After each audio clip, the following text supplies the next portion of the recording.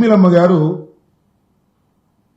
చంద్రబాబు నాయుడు గారు diversion politics లో సింహభాగాన్ని ఆమె పోషిస్తా ఉన్నారు.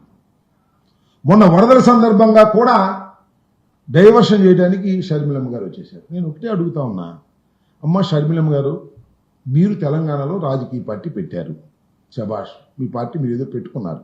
అసలు రాజకీయంగా మీరు జగన్మోహన్ రెడ్డి గారితో పోటీ పడవలసిన అవసరం లేదు.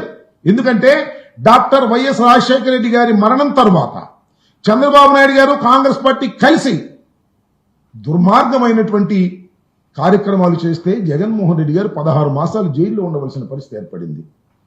అలాంటి కాంగ్రెస్ పార్టీతో మీరు చేతులు వెళ్ళిపోయారు. అక్కడ పార్టీ పెట్టుకునేది పెట్టుకున్నారే అనుకున్నాం. మళ్ళా అక్కడ పార్టీ నుంచి మళ్ళా కాంగ్రెస్ పార్టీలో చేరి జగన్మోహన్ రెడ్డి గారి మీద యుద్ధం ప్రకటిస్తూ ఉన్నారు.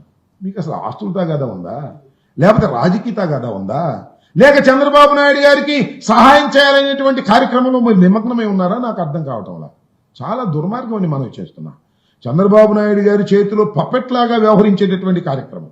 ఎప్పుడు చంద్రబాబు నాయుడు గారు డైవర్షన్ చేయాలి పాలిటిక్స్ అనుకుంటే అప్పుడు మీరు రంగంలోకి వచ్చేసి మీ ఇష్టం వచ్చినట్టుగా మాట్లాడేటటువంటి కార్యక్రమాలు మీరు చేస్తున్నారు.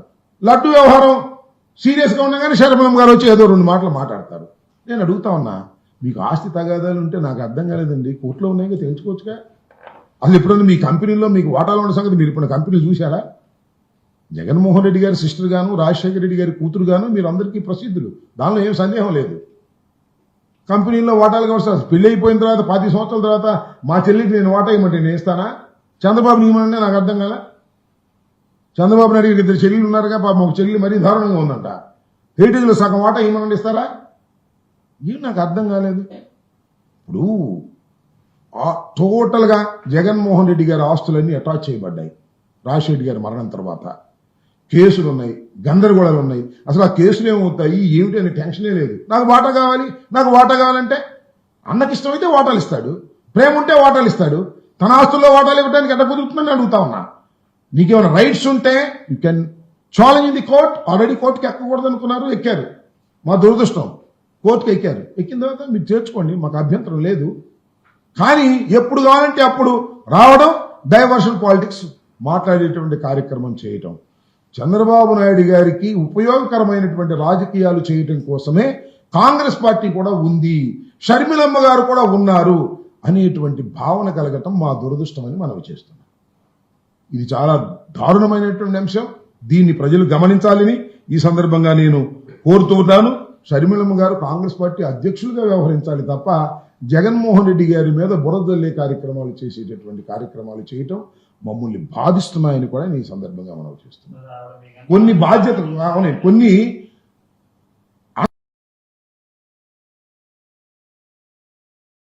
నాకు ఉండాలిగా. ఎందుకు వచ్చింది ఇక్కడికి? కాంగ్రెస్ పార్టీ ఎందుకు చేరింది? కాంగ్రెస్ పార్టీ ఎక్కడి నుంచి వచ్చింది? డాక్టర్ వైఎస్ రాజశేఖర రెడ్డి గారి మరణం తర్వాత కాంగ్రెస్ పార్టీ వ్యవహరించిన తీరేమిటి?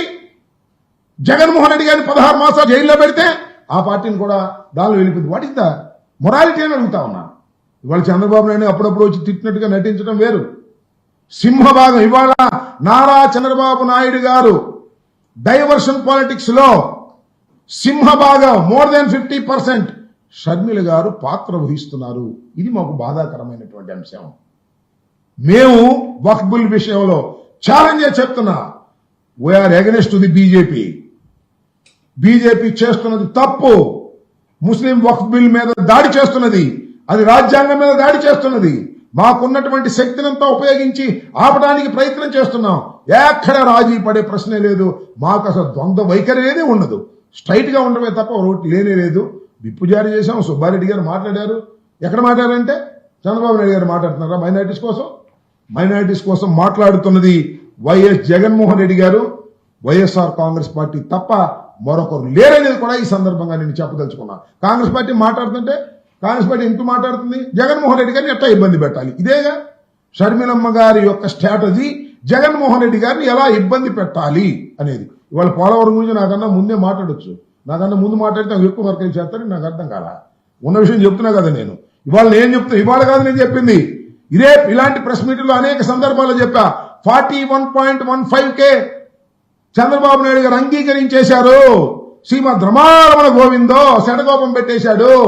ఆ రోజున ఏ విధంగా అయితే ప్రత్యేక హోదాని మంట కలిపాడో ఇవాళ పోలవరాన్ని కూడా మంట కలిపేటటువంటి కార్యక్రమం చేస్తున్నాడు. 41.15 కు మాత్రమే నీరు నిల్వ చేసే విధంగా కేంద్రం నిధులిస్తుంది, మిగతాది ఎగ్గొడుతుంది. స్పష్టంగా వాళ్ళు చెప్పేశారు. చెప్పనుకున్నాయి ఇవాళ ఇద్దరు మంత్రులు ఉన్నారు కదా, అడగండి. మీ అందరూ నన్ను అడిగారు కదా, అడగండి రేపు ఇద్దరు మంత్రుల్ని, తెలుగుదేశం మంత్రుల్ని, బీజేపీ మంత్రుల్ని, చంద్రబాబు నాయుడు గారిని అడగమనండి, ఈనాడిని, ఆంధ్రజ్యోతిని చెప్పమనండి దీనికి సమాధానం. ఒక స్టోరీ రాయమనండి నేను చెప్పిన దానికి, నేను చెప్పింది తప్పని. 41.15 కు మాత్రమే పోలవరాన్ని కట్టడి చేసి 25,000 కోట్ల నుంచి 30,000 కోట్ల వరకు LA&RR ఇవ్వాల్సినటువంటి బాధ్యత నుంచి కేంద్ర ప్రభుత్వం తప్పుకుపోతుంది. దీనివల్ల రాష్ట్రం దెబ్బతినిపోతుంది. ఏదైతే విడిపోయిన ప్రభుత్వానికి, విడిపోయిన రాష్ట్రానికి పోలవరం అయినా దక్కుతుంది, విడిపోయిన రాష్ట్రానికి ప్రత్యేక హోదానే దక్కుతుంది అని ఆశపడితే ప్రత్యేక హోదా కాకెత్తుకుపోయింది, ఇదేమో గద్దెత్తుకుపోతుంది. ఏమిటి అన్యాయం అని అడుగుతా ఉన్నా. చంద్రబాబు నాయుడు గారు ఎందుకు ఈ వ్యవహారాలు చేస్తున్నాయంటే ఆయన ఇంట్రెస్టులు వేరు. వాళ్ళ అబ్బాయిని ఏదో ఒక విధంగా అధికారంలో కూర్చోబెట్టడానికి భారతీయ జనతా పార్టీ కావాలి. రాష్ట్రం సర్వనాశనం అయిపోయినా పర్వాలేదు, ఇదే ధోరణితో వ్యవహరిస్తున్నారు. కాదని చెప్పమంటున్నా నేను. కాదు అని కేంద్ర మంత్రుల్ని, రాష్ట్ర మంత్రుల్ని, మా మిత్రుడు రామానాయుడిని చెప్పమంటున్నా. పచ్చ చొక్కా దిగుతున్నాడు రోజు పోలవరం పోలవరం అని చెప్పమంటున్నా నేను. రేపు చెప్పను 41.15 కాదని మొన్న చెప్పాడు. కాదని ఆ ఇల్లు కాదు, కేంద్ర ప్రభుత్వం జలశక్తిని చెప్పమనండి. జలశక్తి వాళ్ళు కమిటీ గారు, ఎందుకంటే అయిపోయింది ఒడంబడిగా, ముంచేశారు. గోదావరిలో పోలవరాన్ని ముంచేశారు. ఒకటి. రెండోది, షర్మిలమ్మ గారు వారు ఎప్పుడు కావాలంటే అప్పుడు చంద్రబాబు నాయుడు గారు ప్రయోగించేటటువంటి డైవర్షన్ పాలిటిక్స్ లో అంతర్భాగమైపోయినటువంటి దుస్థితి చూసి బాధపడవలసిన పరిస్థితి ఏర్పడుతుందనేది మా భావన. ఎక్కడ సందరిగితే అప్పుడు జగన్మోహన్ రెడ్డి గారిని విమర్శించటం. ఎస్, మీకు డిస్ప్యూట్స్ ఉన్నాయి, గో హెడ్. కోర్టులో ఉన్నారు కదా, కోర్టులు తేల్చుకోండి. రోజు మైకి ముందు ఎందుకు అంటే జగన్మోహన్ రెడ్డి గారిని ఏ విధంగా డ్యామేజ్ చేయాలి, చంద్రబాబుని ఏ విధంగా పైకి తీసుకురావాలి. ఆమె కాంగ్రెస్లో ఉన్నారు, చంద్రబాబు నాయుడు గారి ఉన్నతి కోరుకుంటున్నారు, జగన్మోహన్ రెడ్డి గారి పతనాన్ని కోరుకునే పరిస్థితి చేస్తున్నారనేది స్పష్టమైనటువంటి నా ఆరోపణ. మీరు సాక్ష్యాలు ఎదుర్కోండి, దొరకకపోతే నన్ను అడగండి.